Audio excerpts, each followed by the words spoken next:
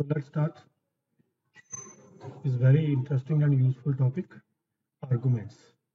So let's start with the basic definition. An argument is a statement. First thing, you must know this is a statement, correct? Which assert the given set of proposition taken together give another proposition. Basically ये compound proposition है जिसमें more than one proposition को मिलाकर एक another proposition we have developed, correct? So ये आपको अच्छे से पता होना चाहिए कि ये एक प्रपोजिशन है but it is a compound statement. But आप किसी को भी आर्गुमेंट नहीं कह सकते, वो आपको अभी क्लियर हो जाएगा. These are expressed as a P1. So P1, P2, P3 and so on up to Pn are the some propositions. So you must know that. तो हम उसको एक्सप्रेस करेंगे एज P1, इसको P से रिप्रेजेंट कर लेंगे, कैपिटल P से. Okay, so the spoken with the term style, इसको हम टर्म स्टाइल बोल देते हैं. ये जो कॉम्बिनेशन है कि इसको हमने कन्वर्ट करके ये बना दिया. The proposition of this are called the premises and assumptions and P is called the conclusion. देखो, जब आप कोई चीज अज्यूम करते हो, प्रिज्यूम करते हो, तो उसके बाद आप कंबाइन करके एक नया कंक्लूजन निकालते हो. तो जो हमारे पास P है, जो फाइनल जिसको हम आर्गुमेंट बोल रहे हैं, that is P and it is a conclusion. Then I will take example, things will be more clear to you.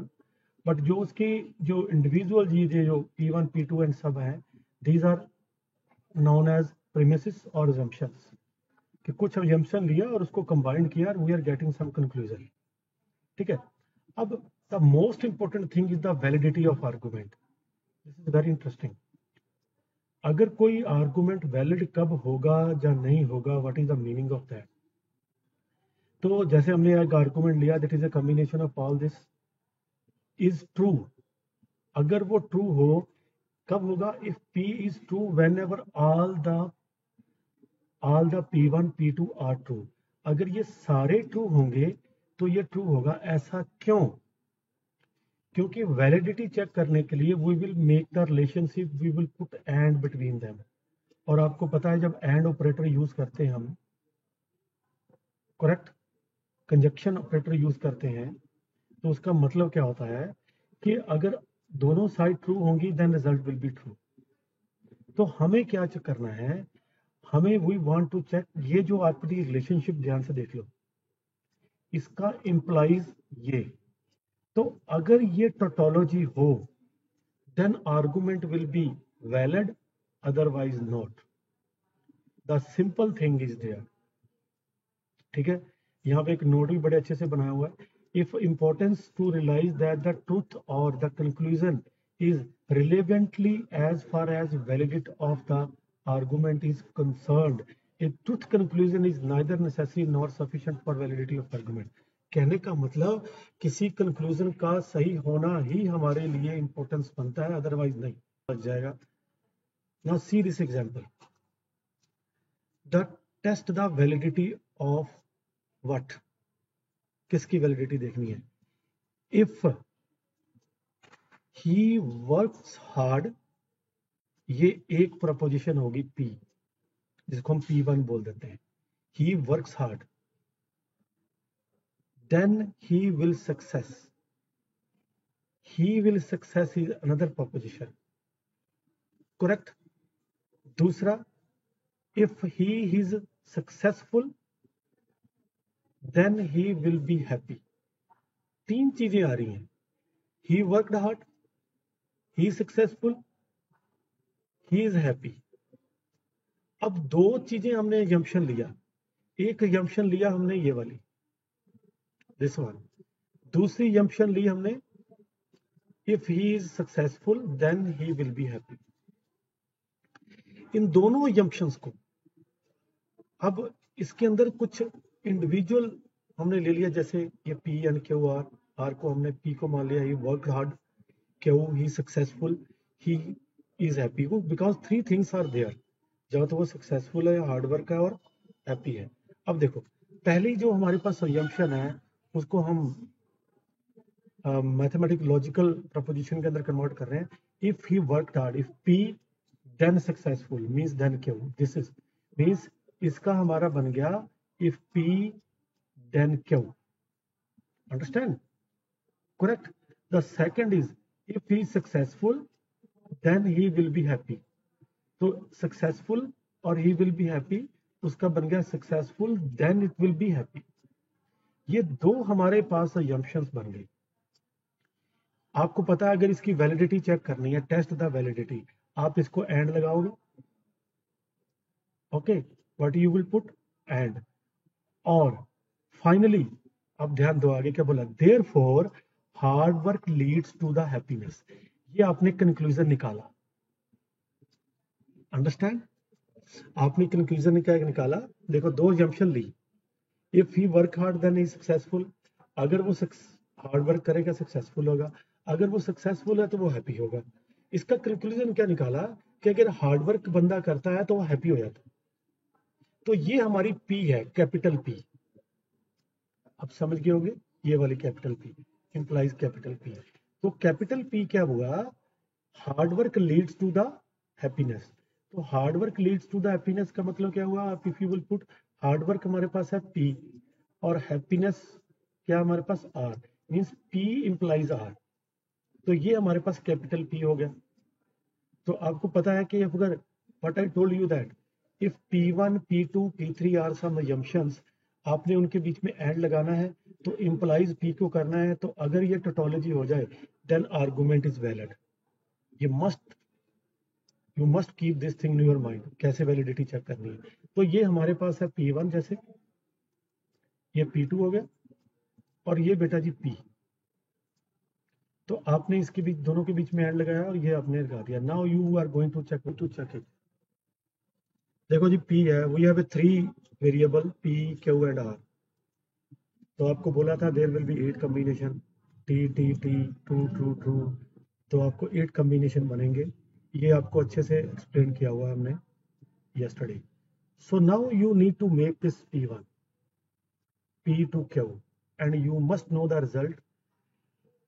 True result will be true, false result will be false, true, false, true, false, true, false, true, sorry. अगर true से false हो जाता है then false होगा, otherwise true. Implies का मीनिंग। Now Q to R, okay. Q to R का मतलब क्या हुआ? True, false true, true, false true, false, यहाँ पे फॉल्स आएगा, फॉल्स ये भी ट्रू आएगा, ट्रू फॉल्स ये भी फॉल्स आएगा, फॉल्स ट्रू आएगा। Correct.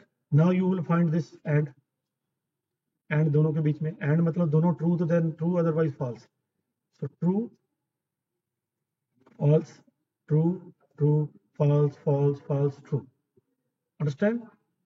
Now you will make P implies R। P implies R का मीनिंग, ये P implies R, true, false true, false true, false, यहाँ फॉल्स आएगा, ट्रू फॉल्स, यहाँ फॉल्स आएगा, फॉल्स ट्रू आ जाएगा। So this will become P implies R. Now you are required to, this implies this. So true, false, true, false में true।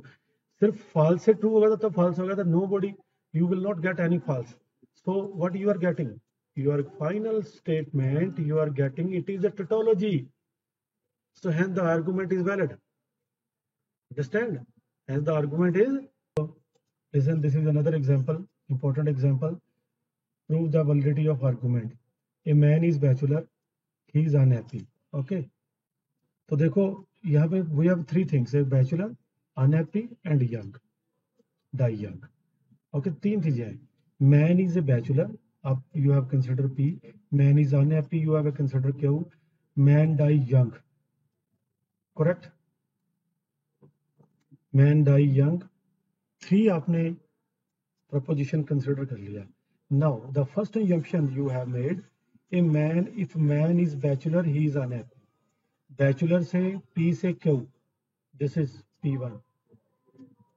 Correct? You have considered one assumption. Second, if man is unhappy, then he dies young. Unhappy, then he die young. So you have considered second one. So Q to R, Q to R, this is the second assumption that we have made. Means if man is unhappy, then he dies young. Now third assumption, that is the final conclusion. Therefore, conclusion is always mostly will start with a therefore. Means therefore bachelor die young. Correct?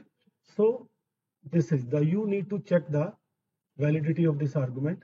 So you have a P, Q, R, 3 same, P to Q, Q to R, and the same, you will find this one.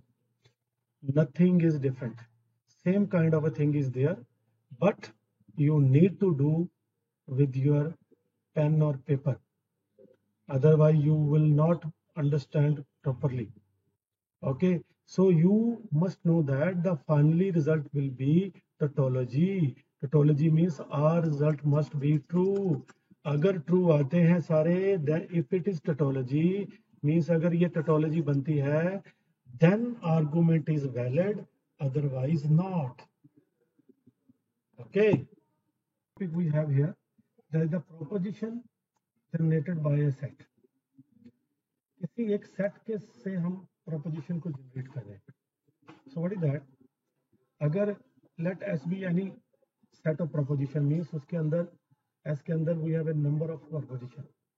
The proposition generated by S is any valid combination of proposition in S with conjunction और disjunction and negation.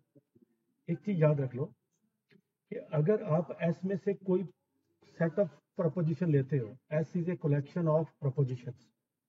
Set बोल रहे हो तो you know that set is a collection of proposition. No proposition will be repeated, all proposition will be different. Okay, so proposition generated by S का meaning क्या हुआ? If you will take some of the proposition out of that S and combine करने के बाद, combine किससे करना है? इन्हीं के सेट से, नेगेशन के साथ, डिसजंक्शन के साथ और कंजंक्शन के साथ, and you are getting a valid combination, then result will be valid combination means it will be a tautology. Okay, result.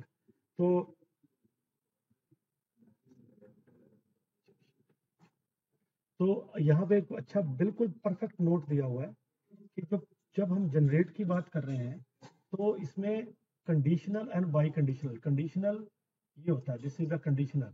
By conditional ये है बाई कंडीशनल. अंडरस्टैंड? ये देखो, this is the by conditional. Correct?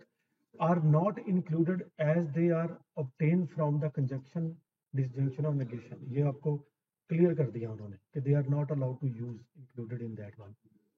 Now equivalence, ये equivalence है, actually single है by junction, ये equivalence है, मतलब दोनों side same. Okay, set be the proposition P and Q be the proposition generated by S. P and Q are the equivalent if P equivalent to Q. Very simple. ठीक है, and it is tautology. Then आपको ये हम आगे भी कर चुके हैं, इसमें हमें ये ऑलरेडी हम ये कर चुके हैं. इक्वलेंस इम्प्लीकेशन भी हम कर चुके हैं. Implication means implies, single one time implies. Okay, this is already we have done. Now see the law of logic. These are the some laws and out of many, out of these collection we have done many laws. कुछ laws जो हैं वो new identified है, that I will explain here. तो सबसे पहले तो commutative, ये कम्यूटेटिव ड्युअलिटी में है. आप कंजक्शन को डिसजंक्शन के साथ रिप्लेस करोगे, you will gate commutative law. क्या होता है? अगर P और Q विल बी Q और P मींस दोनों इक्वलेंट. जैसे हम इक्वल लिखते हैं ना कि दोनों इक्वल है, तो then put will be equivalent. ये दोनों एक ही है, तो इक्वल की जगह पे हम यहाँ पे इक्वलेंट जो है वो सिंबल यूज कर रहे हैं. अंडरस्टैंड? तो ये कम्यूटेटिव लॉ कंजक्शन के लिए भी है और डिसजंक्शन के लिए है. एसोसिएटिव, अगर आप P और Q ले रहे हो, जिन दोनों को पहले ले रहे हो, देन यू आर ले रहे हो, या आप Q R पहले ले रहे हो फिर आप P के साथ इसका और ले रहे हो, result will be same. And ये same thing you can apply with the conjunction also, because this is for the disjunction. Distributive law, जैसे आप जस्ट मल्टीप्लाई, अंदर और है बाहर एंड है. Now P and Q already we have discuss distributive law, इसको explain करने की जरूरत नहीं. इसकी ड्युअलिटी क्या होगी? एंड की जगह और कर दो, और की जगह एंड कर दो, you will get this result. Identity law, already we have done this one. Identity means अगर आप किसी भी प्रोपोजिशन का एंड लेते हो विद जीरो, तो यू विल रिजल्ट ये इक्वलेंट होगा पी के साथ ही। यहाँ पर बेटा मॉडिफाई करो, सीधे 0,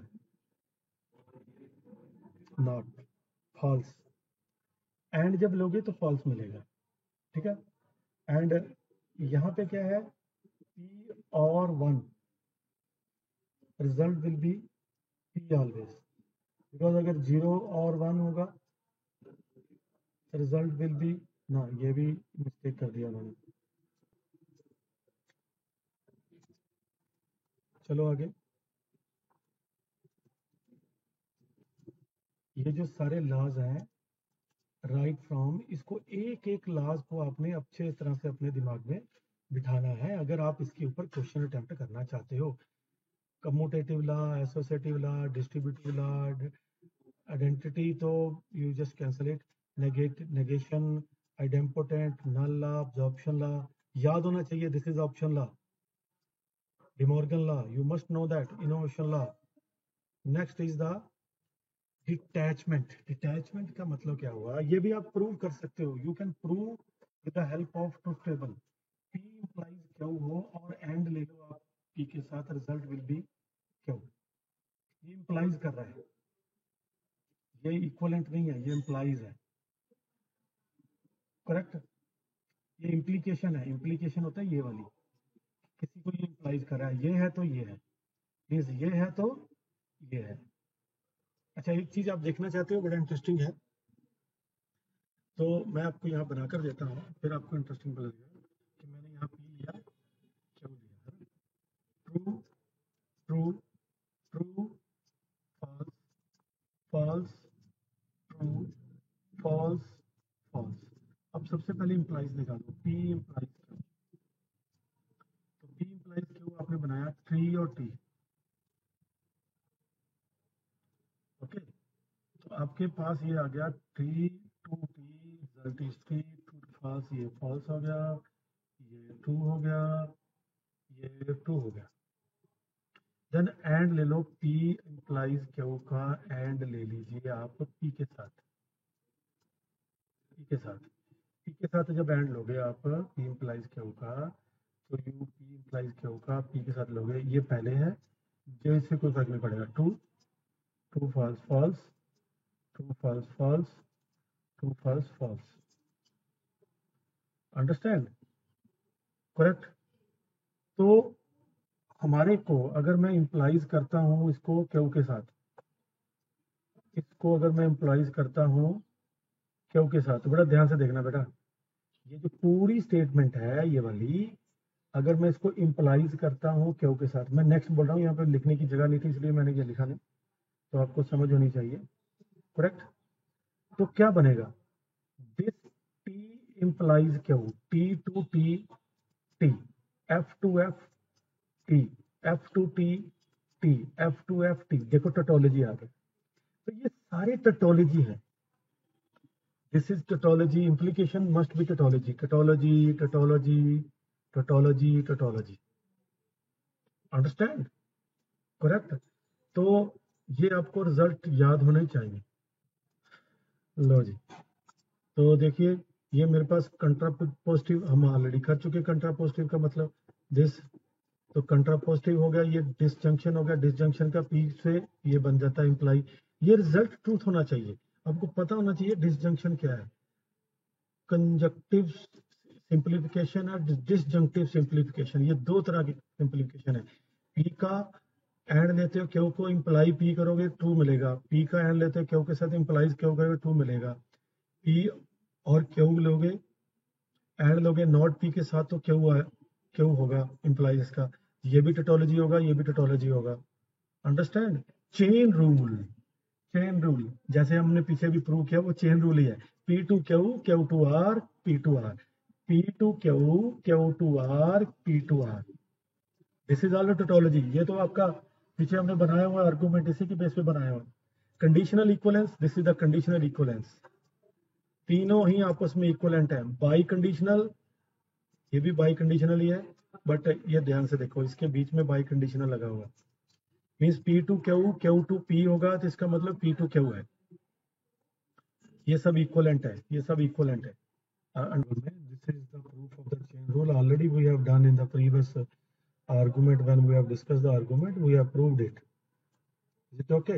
So simple तीन combination है P Q R. We have two hard combination लेने हैं आपने। सबसे पहले इसको solve करना है, फिर इसको solve करना है, फिर you will put and between them, then इसको solve करना है, तो बीच में फिर implies निकाला है, तो it must be a tautology.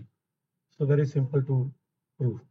अब ये देखो डिटैचमेंट लॉ है, this is the detachment law कि अगर this and this result will be P implies Q and P will be Q, ये आप समझ लो ये Q होगा। आगे हम कुछ एक डायरेक्ट प्रूफ करेंगे, उसके अंदर ये बड़ा इंपॉर्टेंट चीज होता है डिटैचमेंट लॉ। इसको भी उन्होंने प्रूव करके दिखाया हुआ है P एंड Q, क्योंकि दो they are only two variables here, P and Q चारों कॉम्बिनेशन ले लिया हमने। अब P को इम्प्लाइज कर दिया Q से, तो ट्रू ट्रू ट्रू हो गया, ट्रू फॉल्स फॉल्स हो गया, ट्रू फॉल्स ट्रू ट्रू हो गया, फॉल्स फॉल्स रिजल्ट ट्रू हो गया, देन ओके। अब इसके बीच में हमने पुट कर दिया P, this and this, true true result is true, true false false, false true, true false false हो गया सब। अब अगर इसको आप इम्प्लाइज कर दो Q के साथ, इसको इम्प्लाइज करना है Q के साथ, तो ट्रू से ट्रू ट्रू, फॉल्स से फॉल्स ट्रू, फॉल्स से ट्रू ट्रू, फॉल्स से फॉल्स ट्रू, तो यू आर गेटिंग टोटोलॉजी। तो आपको ये टोटोलॉजी प्रूव करना है, कोई भी लॉ प्रूव करना, तो finally you will get the tautology. If you are not getting tautology means somewhere is mistake, you have done mistake, must be clear to everyone. So these are very simple. What is the meaning of a definition? Means sentence that explain the meaning and concept of the relevant to the universe. Means कोई अगर particular object को आप explain करना चाहते हो, तो उसका concept और बताना है कि हमारे सराउंडिंग से, सोसाइटी से, यूनिवर्स से वो कैसे रिलेटेड है।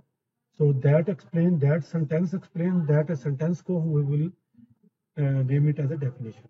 Axiom, this is axioms, ठीक है जी, this is very important.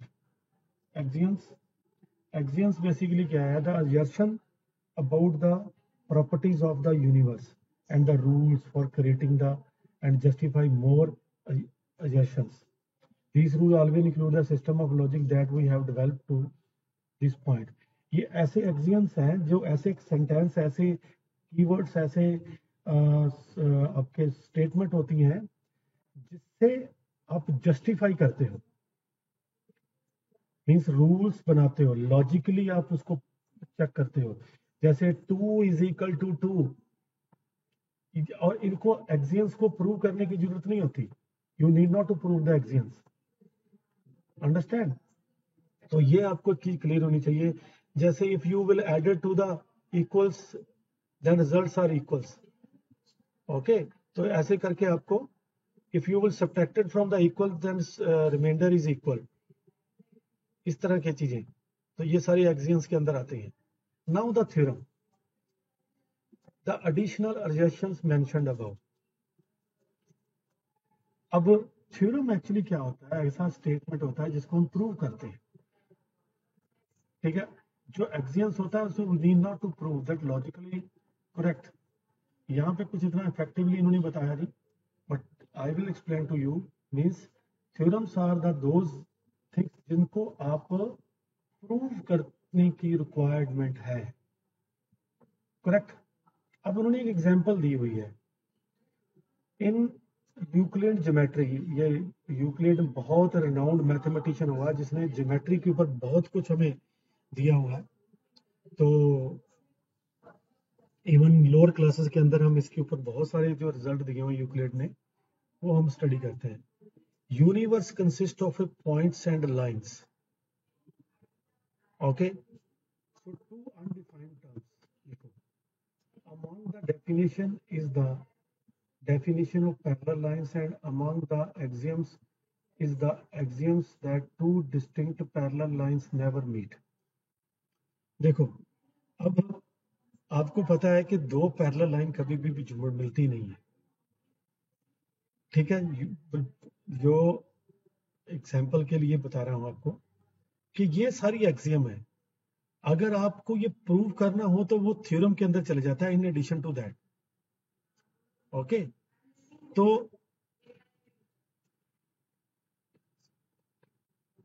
अब देखो, ये बिल्कुल परफेक्ट उन्होंने डेफिनेशन दी हुई है थ्योरम की यहाँ पे, a truth proposition derived from the axioms of mathematical system is called a theorem.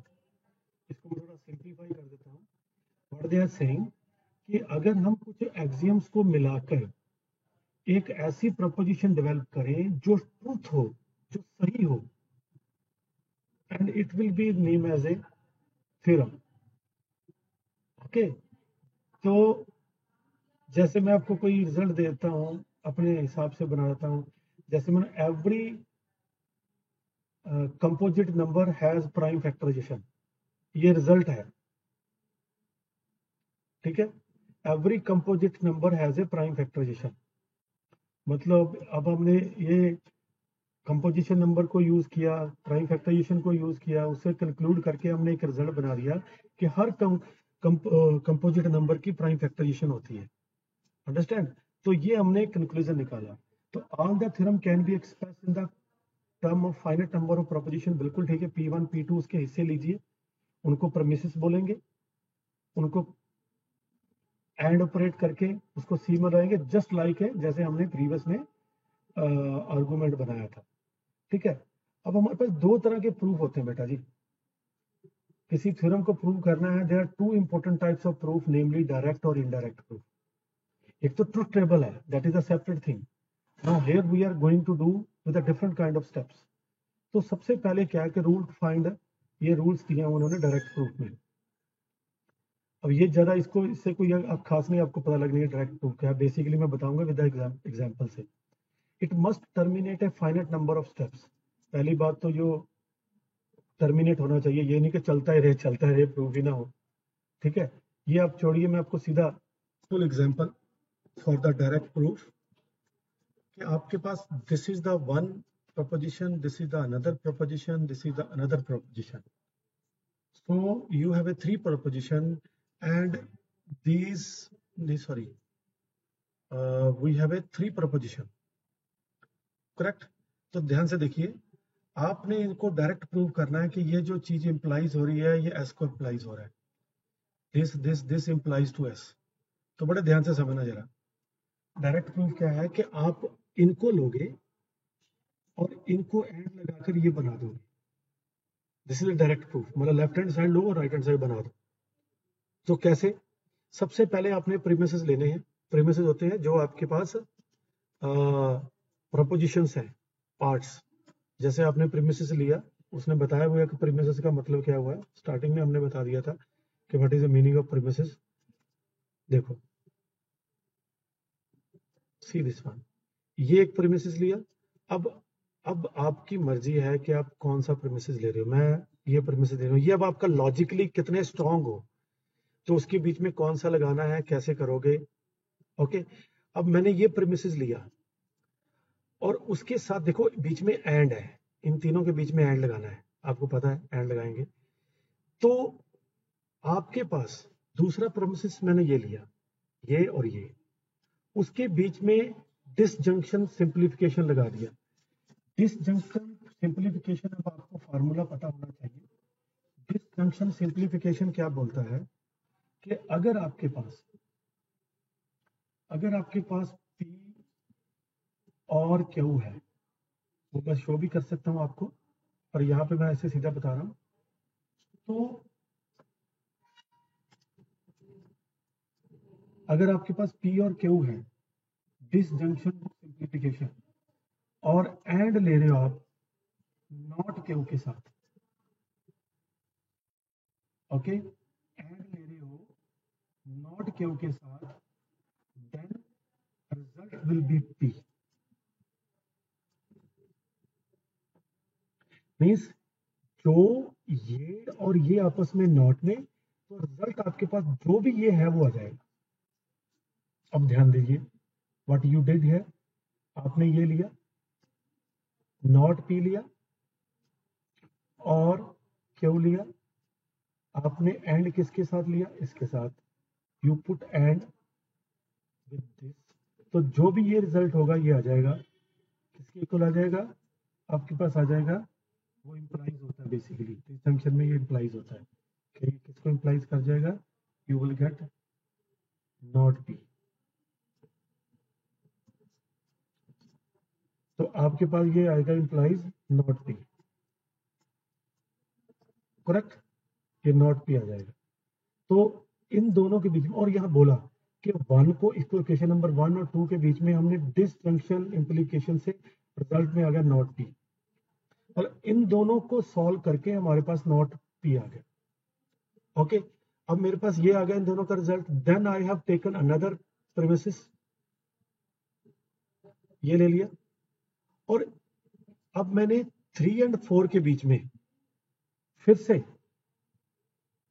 Disjunction simplification ले लिया, मतलब एस और पी नॉट, सॉरी, और बीच में एंड तो लगाना है, एंड और नॉट पी, तो इसका आपको रिजल्ट क्या मिलेगा, एस। तो रिजल्ट एस आ गया, और आपका रिजल्ट जो चाहिए था, यू गॉट द रिजल्ट। तो आप डायरेक्ट भी लॉज प्रूव करने के बाद भी आप डायरेक्ट प्रूफ से कर सकते हो। This is the indirect proof. Indirect proof क्या होता है कि आपने इन तीनों को एंड करके ये इम्प्लाइज करना है, तो आप इसको नॉट मानोगे रिवर्स। जैसे मान लो कि आपने कंक्लूजन ये निकालना है, तो अब मान लो ये कंक्लूजन नहीं निकला, रिवर्स ले लोगे, उल्टा, जिसको हम कंट्राडिक्शन बोल देते हैं, ठीक है। तो हमने इसको नॉट ले लिया, नेग्लेक्टेड कंक्लूजन लोगे आप, इसको बोलते हैं नेग्लेक्टेड कंक्लूजन। आप मान लो कि ये कंक्लूजन नहीं निकला, तो जब कंक्लूजन नहीं निकला तो देखो रिजल्ट कैसे चलेगा, देखो कैसे प्रूव करते हैं इनडायरेक्ट। तो you are taking, this is not proved, means not, you have taken not, understand. तो नेग्लेक्ट, आपने नॉट ले लिया कंक्लूजन से। डायरेक्ट प्रूफ के अंदर we will take from the left hand side and move to the conclusion, but here you will take the reverse of the conclusion, then you will get the result which is not possible, क्योंकि आपने conclusion जब not बोल दिया तो result का answer में zero आएगा। तो जीरो आ गया, इसका मतलब क्या हो गया कि जो हमने नॉट लिया हुआ, रिवर्स लिया हुआ है, वो फॉल्स है, इसका मतलब कंक्लूजन इज ट्रू। हमने लिया कंक्लूजन इज नॉट ट्रू। अब आपने कंक्लूजन नॉट ट्रू लिया, बड़े ध्यान से देखना आप।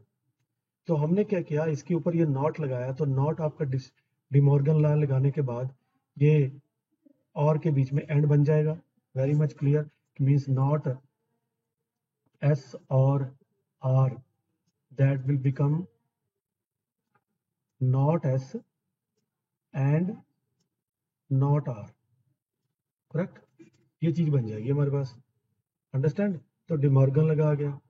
अब आपने क्या करना है, जब नॉट एस और not R, you are taking here conjunctive simplification. Conjunctive simplification क्या होती है, अगर आप पीछे लॉ के ऊपर जाते हो, कंजक्टिव सिंप्लीफिकेशन क्या कह रहा है, कंजक्टिव सिंप्लीफिकेशन कह रहा है कि अगर P और Q हो तो इंप्लाइज P होगा, ये भी टोटोलॉजी है, देख सकते हो आप। P एंड Q हो तो रिजल्ट Q भी आ सकता है, एंड यहाँ पे एंड लगा हुआ है, ठीक है जी। तो अब आपने इनमें से कौन सा रिजल्ट यूज करना है, वो आपके ऊपर है कि आप कैसे यूज करते हो। Not S and not R, result belongs to not S, ये हमने बोल दिया कि 2 के ऊपर हमने कंजक्टिव सिंप्लीफिकेशन लगा दिया।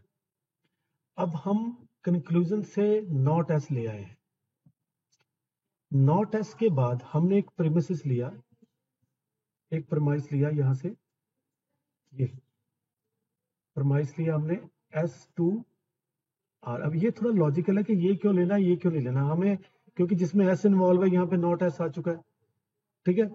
अब हम लगाएंगे इसके ऊपर कि इन दोनों को कंट्रा पॉजिटिव लगा देते हैं। कंट्रा पॉजिटिव होता है कि अगर मैं Q इंप्लाइज S कर रहा हूं, हर लॉ को देखो आप, और एक बार एक एग्जांपल को अच्छे तरह से करो। तो अगर आपके पास ये आ गया, तो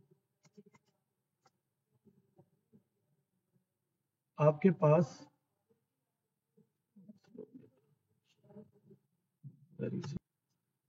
तो बेटा जी जो हमारे पास कॉन्ट्रा पॉजिटिव है, कॉन्ट्रा पॉजिटिव क्या करता है, कॉन्ट्रा पॉजिटिव कहता है P इंप्लाइज कुछ ऐसे एस है, और अगर आप नॉ एंड लगाते हो, नॉट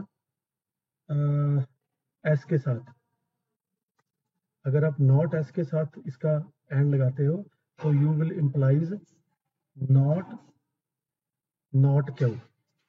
तो this and this not Q, you can check your, जहां पे मैंने कंट्रापोजिटिव बताया था, यू कैन वेरीफाई अगर पी इम्प्लाइज क्यू और नॉट क्यू के साथ लोगोगे तो रिजल्ट ये आ जाएगा इसका not, this is the contrapositive. So you have applied the contrapositive at 3 and 4, तो P implies Q and not S, you will get not Q। ये देखो रिजल्ट not Q आ गया, अंडरस्टैंड। तो अब हमारे पास जो इसके ऊपर हमने कंजक्शन लगाया था 2 के ऊपर और नॉट एस लिया था, आपको पता है कंजक्शन इसके ऊपर लगाते हैं तो नॉट आर भी आता है। अब हमने दोबारा से कंजक्शन लगाया 2 के ऊपर और नॉट आर लिया इस टाइम पे, अब नॉट क्यू और नॉट आर आ चुका है, करेक्ट। देखो कंजक्शन का रिजल्ट ये भी होता है और ये भी होता है, you can verify, see this conjunction, P and Q का रिजल्ट P भी है और P एंड Q का रिजल्ट Q भी है। It is up to you what you want.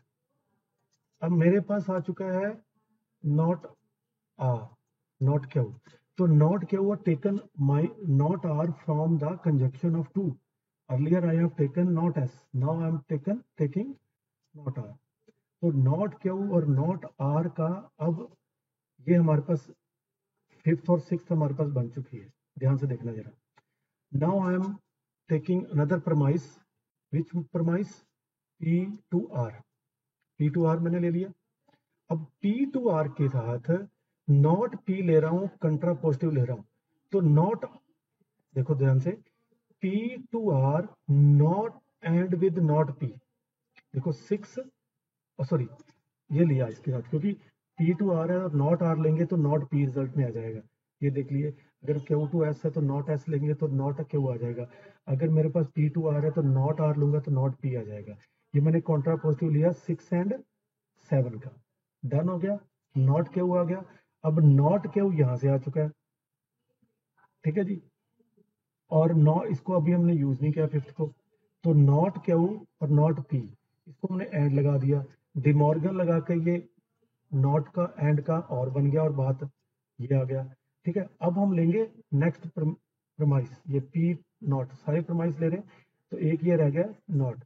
अब इसका आप क्या करोगे, आपके पास ये इसका नॉट P और Q ये इसका रिवर्स हो गया, और आपको ये पता होना चाहिए, अब मैं इनका एंड ले रहा हूँ, एक्चुअली यहाँ पे गिरेवन और एंड का आपने एंड लेना, अगर मैं कैसे लेता ना, P और Q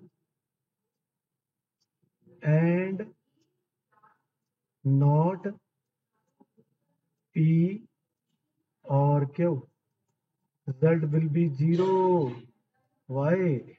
P के साथ अगर आप एंड लेते हो नॉट P का तो रिजल्ट विल बी ऑलवेज 0। वो क्यों?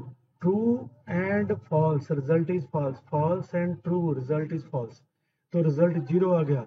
आप चले थे नॉट कंक्लूजन से तो रिजल्ट आ गया 0, मीन्स अगर रिजल्ट 1 आ जाता देन रिजल्ट इज ट्रू, कि आपका ये कंक्लूजन वैलिड नहीं है, आपने नॉट वैलिड लिया, रिजल्ट 0 आ गया, इसका मतलब your assumption is wrong, so therefore conclusion is correct. तो हमने, this is the indirect method, this is the indirect method, this is the direct method. Explain कर रहा हूँ, इनका आपने जितने भी प्रमाइस लेने हैं उनका आपने एंड लेना है, बट आपको पता है when you will put and between any 2 3 4 premises by the help of associative law, associative law के अंदर आप एंड और ये जो एंड है जहाँ और है ये इंटरचेंज कर सकते हैं, मतलब पहले आप पी क्यू की जगह पे एंड क्यू आर के साथ ले सकते हैं, फिर पी के साथ लोगे वो इक्वलेंट होंगे। बड़े ध्यान से देखो, what is the meaning of that, के प्रोपोजिशन कॉन्सेप्ट है, प्रोपोजिशन ओवर यूनिवर्स। तो अब जैसे मेरे पास ये इक्वेशन थी, मैंने सॉल्व किया, इसका सोल्यूशन ये आया है, अगर मेरे पास यूनिवर्स मैंने क्यों लिया रैशनल नंबर, तो ये दोनों रैशनल नंबर है, ठीक है जी। तो अगर मैं यूनिवर्सल ये ले रहा हूं ओवर द सेट दिस, ठीक है, तो ये दोनों ही उसके पार्ट हैं, then it will be the solution set, ये आएगा. But if you will take z as a universal यानी फिर integer, because 7 over 6 is not integer, तो you are not allowed to take 7 over 6, तो सोल्यूशन सेट विल बी 0 आएगा, क्योंकि 0 is the only integer in the solution set. अगर आप natural number ले लेते हो यूनिवर्स, तो नेचुरल नंबर ना 0 नेचुरल नंबर है ना 7/6 नेचुरल नंबर है, तो then solution truth set is this. ठीक है, इसका जो ट्रुथ सेट है जिसको हम सोल्यूशन सेट बोलते हैं वो हमारे पास 5 होगा. अंडरस्टैंड? तो similarly you have A Z square, तो जेड की वैल्यू आपके पास बेटा जी क्या आ रही है, जेड इसको सॉल्व करोगे you will get Z is equal to +-√5. Okay, +-√5 ले रहे हैं. तो अगर तो क्यों है बेटा, ये दोनों इरेशनल है, +√5 भी इरेशनल है, -√5 भी इरेशनल है. तो व्हेन यू विल सॉल्व इसका सोल्यूशन सेट लोगे, ट्रुथ सेट जिसको बोलते हैं, जो सोल्यूशन इससे सेटिस्फाई होता है, तो वो 5 होगा. ठीक है, तो ये एक्चुअली अब ये वर्ड यूज कर रहे हैं कंट्राडिक्ट ओवर रैशनल. कंट्राडिक्ट मतलब रैशनल क्या कर रहा है कि अगर रैशनल नंबर लेते हो तो अब फिर इसका कोई सोल्यूशन सेट नहीं आने वाला, you will not get the answer of this, तो कंट्राडिक्ट कर रहा है रैशनल को. ठीक है, तो there are n number of example you can take like this. Okay, तो ये सारे जो, अच्छा अब एक चीज और, ट्रुथ सेट क्या होता है. ट्रुथ सेट के अंदर बड़ी इंटरेस्टिंग चीज है, truth set of the preposition. वो हमारे पास क्या है कि अगर हमारे पास कोई प्रपोजिशन हो, if Pn is a proposition over, then the truth set of P is the, कि जिस वो सारे नंबर जो इसमें पुट करें उसको सेटिस्फाई करें. सिंपल सी बात है, जैसे यहाँ पे ट्रुथ सेट है, देखो ट्रुथ सेट क्या है कि अगर मान लो ओवर द, ये आपको पता ना ओवर द यू, मतलब कहां से ले रहे हो, वैल्यू जो ले रहे हो वो कहां से ले रहे हो. अब x ले रहे हो, ये कहां से ले रहे हो, रैशनल से. क्या होता है रैशनल नंबर, तो रैशनल से ले रहे हो, तो दोनों ट्रुथ सेट हो सकते हैं, जो इसमें सेट पुट करें तो इसको सेटिस्फाई कर जाए, है ना, इसको सेटिस्फाई कर जाए. करेक्ट, तो ये बेसिक डेफिनेशन है ट्रुथ सेट की. तो ट्रुथ सेट की डेफिनेशन अच्छे से समझिए कि एक Pn प्रोपोजिशन है, you have a Pn proposition, तो you will take proposition over u, then truth set of a Pn is all the collection of A when taken from the universe such that Pa is a true. Pa is a true मतलब उसको satisfy करेगा. Understand? तो ऐसे बहुत सारे हमारे situation होंगे कि हमारे पास ये कैसे